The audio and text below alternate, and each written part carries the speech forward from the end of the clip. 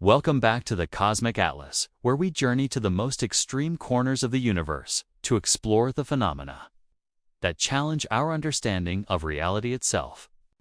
I'm your guide through the cosmos, and today, we're embarking on a journey that will take us 160,000 light-years from home to witness one of the most violent, powerful, and terrifying objects in the known universe. Picture this. You're floating in the darkness of space, but ahead of you burns a light so intense, so overwhelmingly brilliant, that it makes our sun look like a dying ember. This is S Doradus, a Hypergiant star that shines with the luminosity of nearly 1 million suns.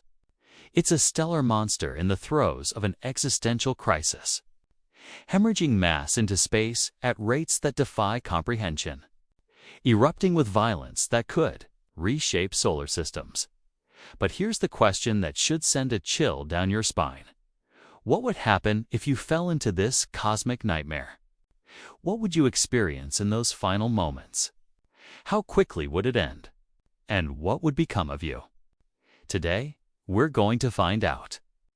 But before we begin this journey into one of the universe's most extreme environments, if you're ready to explore the cosmos with us, hit that like button, smash the subscribe button, and ring that notification bell so you never miss another voyage through space and time. Trust me, you're going to want to share this one with everyone who's ever looked up at the night sky and wondered what monsters lurk in the darkness between the stars. All right, cosmic explorers, secure your seatbelts. We're about to take a one-way trip to S Doradus, and I promise you nothing in your imagination has prepared you for what awaits. Let's dive in before we plunge into this stellar inferno. You need to understand exactly what S Doradus is. Is it just any star? This is a cosmic titan operating at the absolute edge of what physics allows. S Doradus resides in the Large Magellanic Cloud. It's a satellite galaxy that orbits our own Milky Way like a faithful companion. From Earth, it lies approximately 160,000 light-years away in the constellation Dorado, visible only to observers in the southern hemisphere. This star was first catalogued over a century ago, but it wasn't until we developed more sophisticated instruments that we realized we were looking at something truly extraordinary, a star so rare that it has become the prototype for an entire class of stellar objects. Now, let me hit you with some numbers that should make your brain hurt. S Doradus is approximately 910,000 times more luminous than our Sun. Let me repeat that. It's 910,000 times brighter than the star that lights our world and makes life possible. If you could somehow replace our Sun with S Doradus, Earth wouldn't just be scorched, would be vaporized in an instant, along with Mercury, Venus, and Mars. We'd be inside the star itself. The radius of S Doradus is about 380 times larger than our Sun. To put that in perspective, if you placed S Doradus at the center of our solar system, its surface would extend well beyond the orbit of Mars, potentially reaching into the asteroid belt. Imagine a star so colossal that it could swallow the inner solar system whole and still have room for dessert. But here's where it gets really interesting and really terrifying. S Doradus isn't stable. Unlike our Sun, which burns with relatively steady consistency, S Doradus is what astronomers call a luminous blue variable, or LBV. It's the poster child for this classification, literally giving its name to the phenomenon known as S Doradus variables.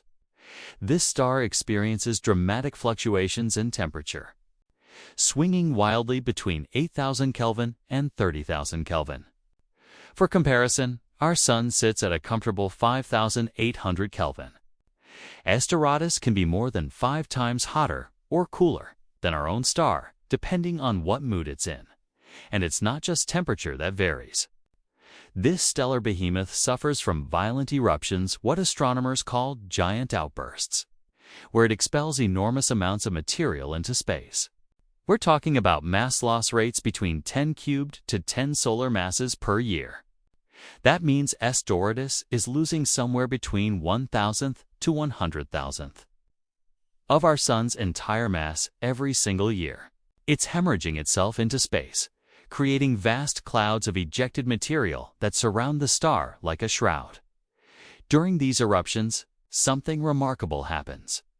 The stellar wind, the stream of charged particles, constantly flowing away from the star, becomes so dense that it forms what's called a pseudo-photosphere. Essentially, the ejected material becomes so thick that it creates a false surface around the star, making it appear even larger and changing its apparent temperature. The star becomes optically thick, can't see through to the actual surface anymore, with a mass exceeding 60 times that of our sun and an absolute magnitude that makes it one of the brightest stars we've ever observed. S Doradus represents stellar evolution at its most extreme. This is a star living fast and dying young, burning through its nuclear fuel at a rate that would make our sun look like the model of efficiency. And that's exactly the kind of star you absolutely, positively do not want to fall into. But that's exactly what we're going to do. Let's set the stage for your final journey. Somehow, don't ask me how. This is a thought experiment. You find yourself in the Large Magellanic Cloud, initially at a safe distance from S Doradus. You're in a spacesuit, protected by the best technology humanity could theoretically create. You're floating in the void, and ahead of you, dominating your entire field of vision, is the Hypergiant, even from millions of kilometers away. S Doradus is unlike anything you've ever seen.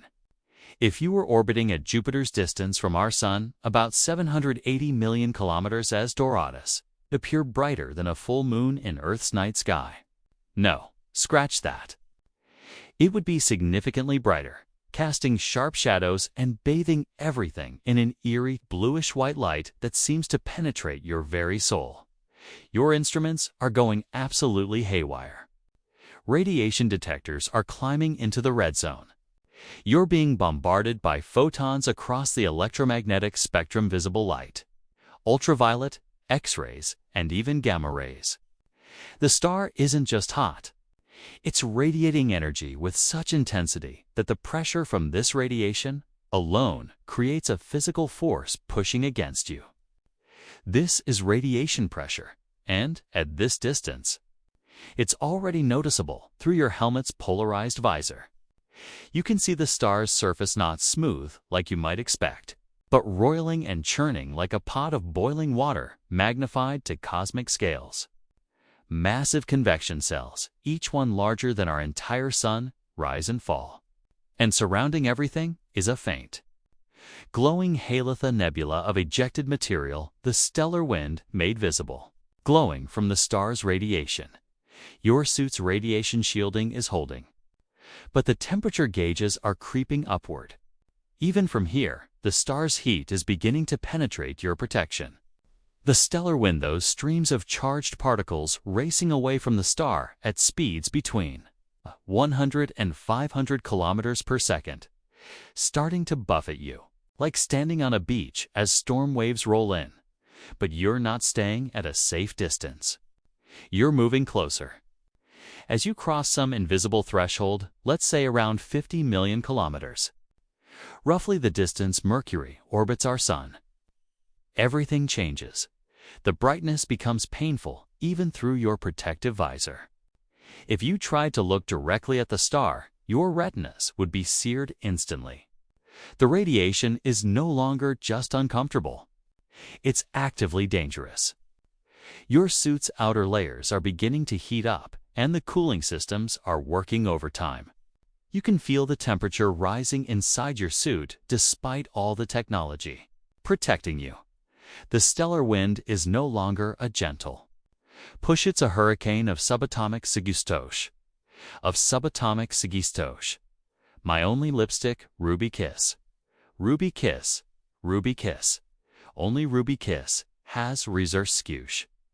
Only Ruby Kiss has the luxurious siscouche K's. Knees, particles slamming into you at relativistic speeds. Each particle carries tremendous energy, and there are trillions upon trillions of them hitting you every second. Your suit's magnetic shielding is deflecting most of them, but some are getting through. You're being irradiated at levels that would kill an unprotected human in seconds.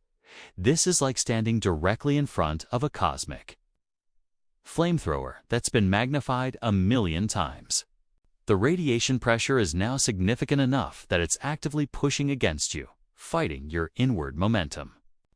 If you weren't accelerating toward the star, this pressure alone might be enough to slow you down or even push you back. Your instruments tell a horrifying story. Temperature rising exponentially. Radiation at levels that exceed anything found naturally in our solar system. Gravity increasing to the point where you can feel yourself being pulled more forcefully toward that burning sphere of plasma. The sensors that monitor your suit's integrity are starting to show warnings. Red lights are flickering on your heads-up display at around 10 million kilometers, about 6.2 million miles. You cross the point of no return. The gravity is now so strong that even if you had a rocket capable of achieving escape velocity, the radiation would destroy it before it could get you to safety. You're committed. There's no going back. The star now fills your entire field of vision. Every direction you look, there's nothing but that churning, seething surface. The scale is so immense that your brain struggles to process it. You can actually see the curvature of the star. See the way it dominates space itself, warping the fabric of reality with its sheer mass. Tidal forces are beginning to make themselves known. What are tidal forces? They're the difference in gravitational pull between the part of you closest to the star and the part farthest away. And with a star this massive, these forces are starting to stretch you. It's subtle at first, a slight sensation of being pulled apart. But it's growing with every kilometer you fall inward. Your suit's structural integrity is failing. The outer layers are charring, peeling away like the skin of an onion subjected to a blowtorch. The radiation has penetrated the shielding. Your biological exposure counter is climbing rapidly. 100 millisieverts, 500, 1,000, 10,000. These are lethal doses, but it doesn't matter anymore. What's coming next will make radiation poisoning look merciful. You have seconds left, maybe less. The star's surface is approaching at an exponentially increasing rate as gravity accelerates you to incredible speeds. The last thing you might consciously process is the realization that you're about to experience. Temperatures and pressures that exist nowhere else in the universe except in the hearts of stars and the cores of nuclear. Explosions, this is where the real journey begins. This is where we discover what happens when human flesh meets stellar plasma. Now we enter the realm of absolute horror, where the laws of physics become your executioner, and where the transformation from human being to scattered atoms happens faster than thought itself the moment you enter the outer atmosphere of S Doradus, and I use the term atmosphere loosely, because we're talking about plasma, so hot and so energetic that it barely qualifies as matter. Everything changes in less than a microsecond. First, let's talk about radiation. At the star's surface, where temperatures fluctuate between 8,000 and 30,000 Kelvin, the radiation is beyond intense. It's not just ultraviolet light anymore. You're being bombarded by hard X-rays and gamma rays. These aren't the friendly photons that give you a suntan. These are photons carrying so much energy that they can literally split atoms apart. Your spacesuit, whatever miraculous material it was made of, doesn't stand a chance. It flash vaporizes in a fraction of a second, its molecules torn apart by the sheer energy impacting them. But you don't have time to notice, because the same thing is happening to you. Your skin, the largest organ of your body, is the first to go. The water in your cells instantly converts to superheated steam, and I do mean instantly. We're talking about timescales measured in microseconds. The steam doesn't have time to expand normally. Instead, it explodes outward as your skin disintegrates.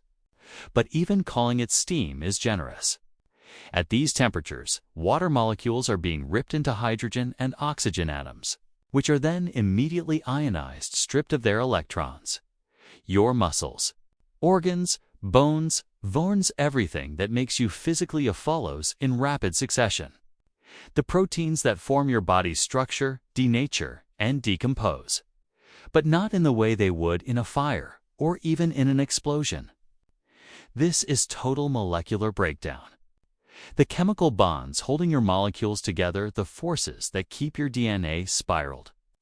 Your proteins folded, your cells structured are overwhelmed by thermal energy. To put this in perspective, imagine standing inside 1,000,000 nuclear explosions simultaneously. The energy flux, the amount of energy hitting each square centimeter of your body per second, is so enormous that it exceeds anything that happens anywhere in the universe, except during supernova or in the accretion disks around black holes. Your body doesn't burn. It doesn't melt. It doesn't even boil in the conventional sense. It simply ceases to exist as a coherent structure. The process takes less time than it will take a single neuron in your brain to fire. You don't feel pain because pain requires nerve signals, and nerve signals require time to propagate. The destruction is so rapid, so complete, that your consciousness, if it even has a fraction of a second to exist, can't process what's happening. But we're not done. Not even close. What happens next takes you beyond the realm of biology and into pure physics. As your body vaporizes, the atoms that once formed carbon, oxygen, nitrogen, calcium, phosphorus, and all the others are now free in the stellar plasma. But plasma isn't like gas or air. Plasma is what's called the fourth state of matter, where electrons are stripped from atoms, creating a soup of charged particles, all moving at incredible velocities. The temperatures in S Doradus's outer layers, even at the coolest parts of its variability cycle, are around 8,000 Kelvin. That's hot enough to ionize most atoms multiple times. The carbon atoms that once formed your DNA, the calcium atoms in your bones, the iron atoms in your blood, they're all losing their electrons, becoming positively charged ions. But we're falling deeper. If we could somehow track your atoms, which we can't, because you no longer exist in any meaningful sense, we'd see them drawn inward by the star's gravity, mixing with the stellar material, getting hotter and hotter. At 10,000 Kelvin, then 20,000, then 30,000 as we approach the hotter regions. At these temperatures, something remarkable happens. The collisions between particles become so energetic that even the atomic nuclei, the protons and neutrons that form the cores of atoms, start to participate in nuclear reactions. The atoms that were once you can actually undergo fusion or fission depending on their mass. Light elements might fuse into heavier ones. Heavy elements might split apart. You become, quite literally, part of the star's nuclear processes. The hydrogen and helium that made up much of your body's mass begins participating in the fusion reactions happening in the star's core region. The heavier elements get caught up in the convection currents, those massive cells of rising and falling plasma that we observed from a distance. Some of your atoms might rise back toward the surface. Others might sink deeper toward the core. Here's where your story takes an almost poetic turn. If complete atomic destruction can be considered poetic, S Doradus, as we discussed, is losing mass at prodigious rates. The stellar wind, driven by radiation pressures, constantly ejecting material from the star's outer layers into space. And some of the atoms that were once you are going to be caught up in this wind. Imagine particles of plasma that microseconds ago formed your heart, your brain, your hands, are now being accelerated to speeds of 100 to 500 kilometers per second. That's up to 1.1 million miles per hour and flung out into the cosmos. The radiation pressure from the star's intense luminosity is so strong that it literally pushes matter away, despite the immense Gravitational pull. These atoms will travel outward, eventually cooling as they move away from the star. They'll mix with the interstellar medium, the thin gas that exists between stars. Some will join the nebula of previously ejected material that surrounds S Doradus like a ghostly halo. Others will travel even farther, potentially journeying across the Large Magellanic Cloud in a very real sense. You will have become stardust, not metaphorically, but literally. The atoms that once comprised your consciousness, your memories, your dreams, will be scattered across light years of space, indistinguishable from the other matter that makes up the universe. And here's the truly humbling part. This is exactly what happened to the atoms that currently make up your body. The calcium in your bones, the iron in your blood.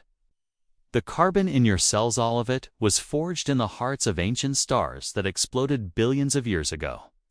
By falling into S Doradus, you'd simply be completing the cosmic cycle, returning to the stellar furnaces from whence you came, from human being to plasma to scattered atoms. Traveling the cosmos, the entire transformation takes less than a second, probably much less. The scale of destruction is so complete, so absolute, that it makes every horror movie, every disaster film, every nightmare seem quaint by comparison. This is what it means to fall into a hypergiant star.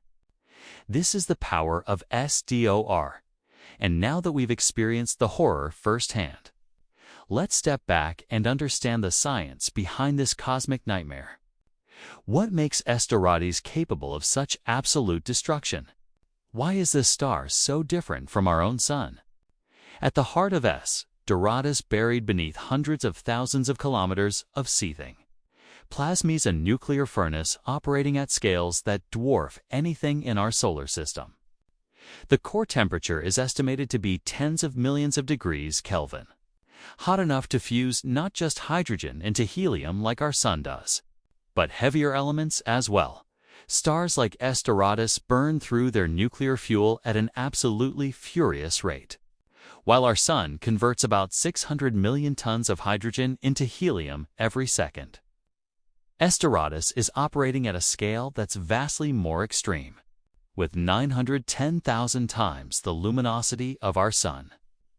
The energy generation rate must be proportionally enormous. This creates what's called radiation pressure.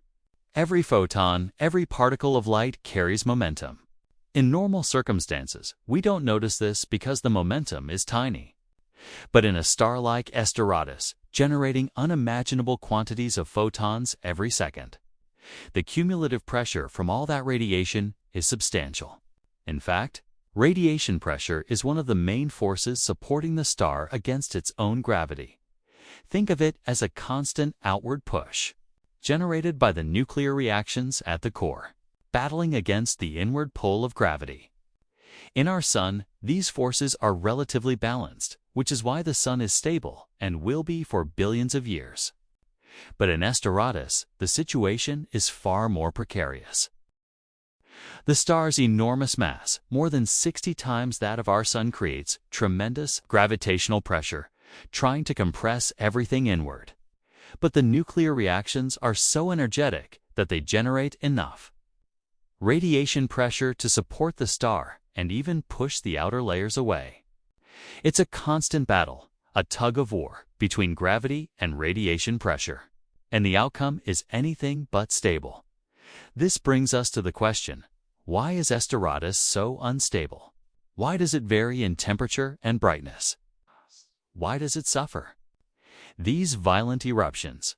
The answer lies in what astronomers call the Eddington limit. This is the maximum luminosity a star can achieve before radiation pressure overcomes gravity. When a star approaches this limit, strange things happen.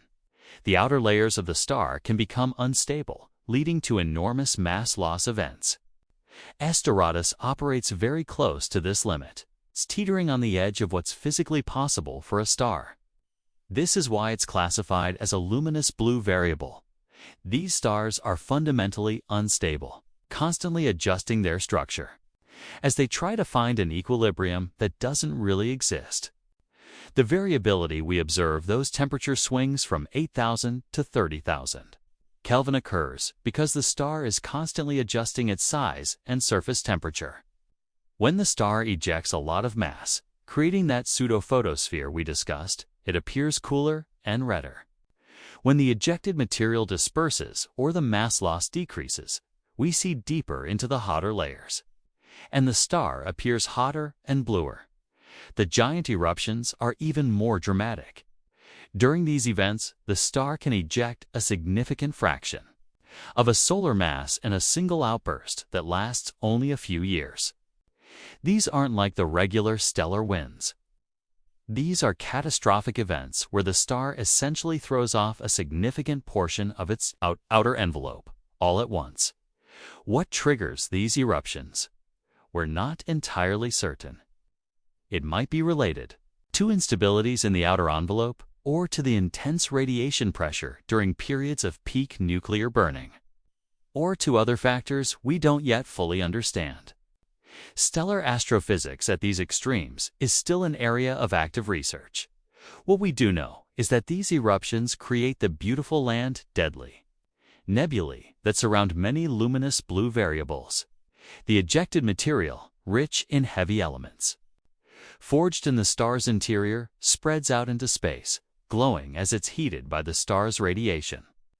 So what's the ultimate destiny of S Doradus? What happens when a star this extreme reaches the end of its life? Stars like S Doradus are on a fast track to destruction, while our Sun will live for about 10 billion years total, with roughly 5 billion.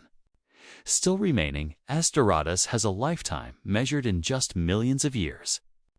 It's already burned through an enormous amount of its nuclear fuel, and the clock is ticking when S Doradus exhausts its nuclear fuel when even the fusion of the heaviest elements can no longer generate enough energy to support the star against gravity. One of two things will happen, and both are spectacularly violent. Option 1. The star will undergo a core collapse supernova. The core will implode in a fraction of a second, rebounding in an explosion so powerful that it will briefly outshine an entire galaxy. The shockwave will blow away the outer layers of the star, sending them hurtling into space at a significant fraction of the speed of light. The energy released in this explosion will be approximately 1,044 joules more energy than our Sun will produce in its entire 10 billion year lifetime, released in a matter of seconds. Option 2. If the core mass is high enough above approximately 3 times the mass of our Sun, the collapse might not rebound.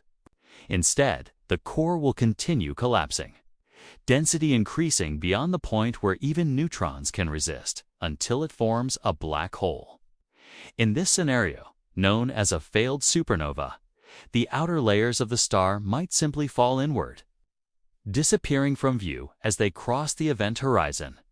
The star would essentially vanish, leaving behind only a black hole as evidence of its existence. Either way, S Doradus is doomed. And when it goes, it will be one of the most energetic events in the Large Magellanic Cloud.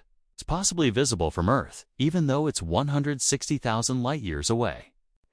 If it hasn't already happened, remember, light from S Doradus takes 160,000 years to reach us. The star we observe in our telescopes is the star as it was 160,000 years ago. For all we know, S Doradus might have already exploded, and the light from that explosion is currently racing toward us across the vast gulf of intergalactic space. To truly appreciate the monster we've been discussing, let's put S Doradus in context. What if this stellar behemoth were part of our own solar system? How does it compare to other extreme stars we know about? Imagine, for a moment, that some cosmic force replaced our Sun with S Doradus. What would happen first? The sheer size. With a radius 380 times larger than our Sun, S Doradus would extend its surface to approximately 265 million kilometers from its center. To put that in perspective, Earth orbits at about 150 million kilometers from the Sun. Mercury is at 58 million kilometers. Venus is at 108 million kilometers. Mars orbits at 228 million kilometers. Earth would be inside the star. So would Venus and Mercury. Mars would be either barely on the surface or just barely outside it, depending on S Doradus's current phase of expansion or contraction. All 4 rocky planets of the inner solar system would be vaporized, their atoms becoming part of the stellar plasma. But it gets worse. The luminosity of S Doradus 910,000 times that of our Sun would bathe the entire solar system in radiation of unimaginable intensity. Jupiter, orbiting at 778 million kilometers, would receive more energy than Mercury currently receives from our Sun. The radiation would strip away Jupiter's atmosphere, evaporate its moons, and eventually vaporize the gas giant itself. Saturn, Uranus, Neptune would suffer similar fates. The comets in the Kuiper Belt, that icy reservoir beyond Neptune's orbit, would boil away. Even the distant Oort cloud, the sphere of comets that marks the outermost boundary of our Sun's gravitational influence, would be heated to temperatures that would turn ice into vapor. In short, if S Doradus replaced our Sun, the solar system as we know it would cease to exist within days or weeks. Everything, every planet, every moon, every asteroid, every grain of dust would be vaporized, scattered or flung into interstellar space by the stellar wind. There would be nothing left but a Hypergiant star where our home used to be. It's a sobering thought. Our existence depends on having a star that's stable, long-lived, and relatively gentle. S Doradus is none of those things. But how does S Doradus stack up against other extreme stars in the universe? Let's compare it to some of the other stellar monsters we've discovered. Betelgeuse, the famous red supergiant in the constellation Orion, is often cited as one of the largest stars we can see with the naked eye, with a radius of about 700 to 800 solar radii. Betelgeuse is significantly larger than S Doradus in terms of physical size. However, in terms of luminosity, Betelgeuse is a lightweight, shining with only about 100,000 to 150,000 times the Sun's luminosity. S Doradus is 6 to 9 times brighter. Eta Carini, another famous luminous blue variable in our own galaxy, is remarkably similar to S Doradus in many ways. It's also a hypergiant, also prone to violent eruptions, and also one of the most luminous stars known. In fact, Eta Carini underwent a massive eruption in the 1840s called the Great Eruption, where it briefly became the second brightest star in the night sky, despite being 7,500 light-years away. The two stars are so similar that studying one helps us understand the other. Ui Scuti, often cited as one of the largest known stars, has a radius estimated at around 1,700 solar radii, more than 4 times larger than S Doradus. But again, size isn't everything. Ui Scuti is a red supergiant, cooler than S Doradus, and while its total luminosity is impressive, around 340,000 solar luminosities, it's still less than half as bright as SDORADUS.R136A1, located in the same Large Magellanic Cloud as S Doradus, is currently the most massive star we've ever discovered, with an initial mass estimated at around 315 solar masses. However, R136A1 is much smaller in radius, only about 30 solar radii, while its luminosity is staggering at around 6.2 million times that of the Sun. Its extreme mass and compact size make it a different beast entirely. What makes S Doradus special isn't just that it's the biggest or the brightest. It's the combination of size, luminosity, and instability that makes it so remarkable. It's large enough to swallow significant portions of a solar system, bright enough to be visible across intergalactic distances, and unstable enough to undergo violent eruptions that can reshape its immediate cosmic environment among the universes. Most extreme stars, S Doradus ranks as one of the most dangerous places you could possibly visit. Which, of course, is exactly why we took you there today.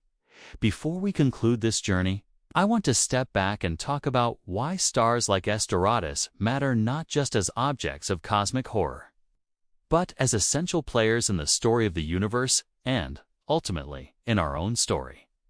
Stars like S Doradus are cosmic alchemists.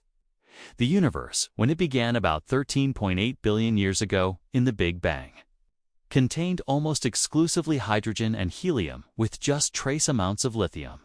That's it. None of the other elements existed. But all life on Earth requires more than hydrogen and helium. We need carbon for our organic molecules, oxygen for our atmosphere and water, nitrogen for our amino acids, calcium for our bones, iron for our blood, phosphorus for our DNA. Where did all these elements come from? They came from stars. Specifically, they came from massive stars like S Doradus through nuclear fusion. Stars create heavier elements from lighter ones. In their cores, hydrogen fuses to helium. Helium fuses to carbon and oxygen. Carbon and oxygen fuse to create neon, magnesium, silicon. The chain continues, creating heavier and heavier elements. Until we reach iron, each step releases energy, powering the star's luminosity, creating the radiation pressure that supports the star against gravitational collapse. But here's the crucial part. For most stars, these newly forged elements remain locked inside the star forever. Our Sun, when it dies billions of years from now, will gently puff off its outer layers, but the heavier elements in its core will remain trapped in the white dwarf remnant it leaves behind. Massive stars are different. Stars like S Doradus eject enormous amounts of material throughout their lives through stellar winds and eruptions. When they finally die in supernova explosions, they scatter their enriched material across space. The atoms of carbon, oxygen, nitrogen, iron, all the products of stellar nuclear fusion, are hurled into the interstellar medium where they mix with the primordial hydrogen and helium. This enriched material eventually becomes part of new clouds of gas and dust. These clouds collapse to form new generations of stars and planets. And these new planets can have solid surfaces made of silicon and iron. They can have atmospheres with oxygen and nitrogen. They can have oceans of water, hydrogen, and oxygen bonded together. They can have the ingredients for life. Earth is made from the ashes of ancient stars that exploded billions of years ago. You are made from the ashes of ancient stars. The iron in your blood, the calcium in your bones, the oxygen you're breathing right now, all of it was forged in stellar furnaces and scattered across space by stellar deaths. When astronomers say we are made of stardust, they're not being poetic. They're being literally, precisely, scientifically accurate. Stars, like S Doradus, for all their destructive power, are essential to the existence of complex chemistry and, ultimately, to the existence of life. Without massive stars to forge heavy elements and violent stellar deaths to distribute them, the universe would be a sterile place of hydrogen and helium. No planets, no life, no consciousness to contemplate the cosmos. There's a profound paradox at the heart of cosmic evolution. The same processes that can completely annihilate a human being in microseconds, the intense radiation, the nuclear fury, the temperatures that tear molecules apart, they're the very processes that make human existence possible in the first place. Stellar violence creates the conditions for life. Destruction and creation are two sides of the same cosmic coin.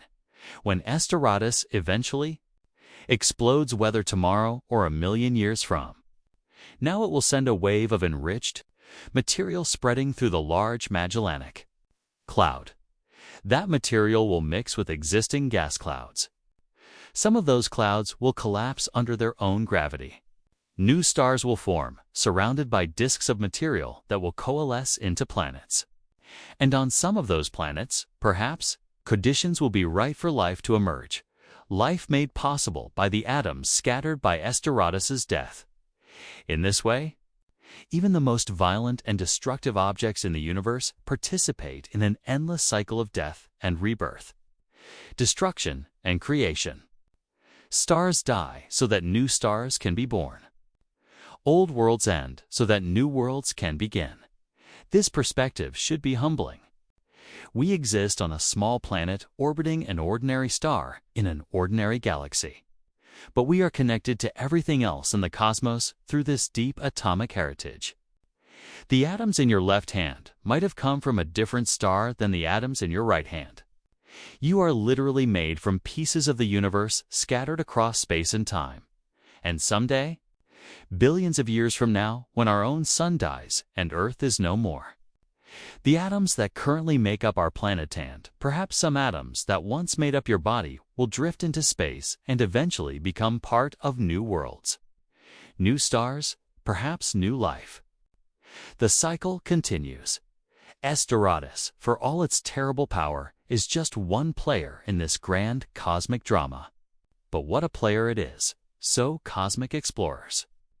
We've completed our journey into one of the most extreme environments the universe has to offer. We've traveled 160,000 light-years to the Large Magellanic Cloud. We've approached a stellar monster that shines with the power of nearly 1 million suns. And we've experienced, at least in theory, what would happen if you were unfortunate enough to fall into S Doradus. Let's recap the highlights. Though highlights might be the wrong word for what is essentially a catalog of cosmic horror.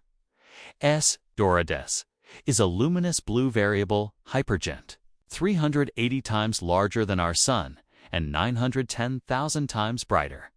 It's unstable, suffering violent eruptions that eject solar masses of material into space at speeds exceeding 100 kilometers per second. Its temperature fluctuates wildly between 8,000 and 30,000 Kelvin as it struggles against the fundamental limits of stellar physics. If you fell toward this monster, you would face escalating radiation and heat as you approached. The stellar wind would bombard you with charged particles traveling at relativistic speeds. And when you finally reach the star's outer atmosphere, you would be vaporized in microseconds, your body torn apart at the molecular level. Your atoms ionized and absorbed into the stellar plasma. Some eventually ejected into space by the very stellar winds that herald the star's eventual doom. The entire process, from intact human being to scattered atoms, would take less than a second. There would be no pain, because there would be no time for pain signals to propagate. You would simply cease to exist as a coherent structure. Your atoms becoming part of the cosmic cycle of matter and energy that drives the evolution of the universe. It's the most absolute, complete, and instantaneous form of destruction imaginable. And yet, paradoxically, it's also a return to Orgenza, rejoining with the stellar processes that created the elements of your body in the first place. If there's a lesson to be drawn from this cosmic horror story, it's this: we are incredibly fortunate to live where we do, when we do. Earth orbits a stable, middle-aged yellow dwarf star at just the right distance to maintain liquid water on its surface. Our Sun doesn't suffer violent eruptions. It doesn't vary wildly in temperature and brightness. It doesn't blast us with stellar winds that could strip away our atmosphere. The universe is full of objects, like S Doradus stars operating at the edge of physical possibility. Black holes that tear space-time apart. Neutron stars with magnetic fields strong enough to rearrange atoms. We exist in a relatively calm, gentle pocket of the cosmos, protected by our star stability and our planet's magnetic field and atmosphere. But we're also connected to all those extreme objects through our atomic heritage. We are the universe-made conscious stardust contemplating stardust. Matter organized in such a way that it can wonder about its own origins. Stars like S Doradus remind us of both our insignificance and our significance. We are insignificant in the sense that a star like S Doradus could vaporize our entire planet without even noticing. But we're significant in the sense that we can understand these objects, study them, learn from them. We can send telescopes across intergalactic distances and instruments beyond our solar system. We can peer into the hearts of stars and the depths of space-time itself. That's worth celebrating. That's worth exploring. That's worth sharing. If this journey has opened your eyes to the wonders and terrors of the cosmos, do me a favor. Hit that like button to let me know. Subscribe to the Cosmic Atlas if you haven't already, because we've got so many more cosmic destinations to explore together. Ring that notification bell so you don't miss any of our voyages to the edge of reality and beyond. And I want to hear from you in the comments. What extreme cosmic object should we visit next? Should we dive into the event horizon of a black hole? Should we witness the collision of neutron stars? Should we explore the surface of a magnetar where the magnetic field is strong enough to kill you from 1,000 kilometers away?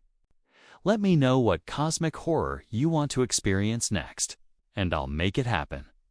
Share this video with anyone who's ever looked up at the stars and wondered what's really out there.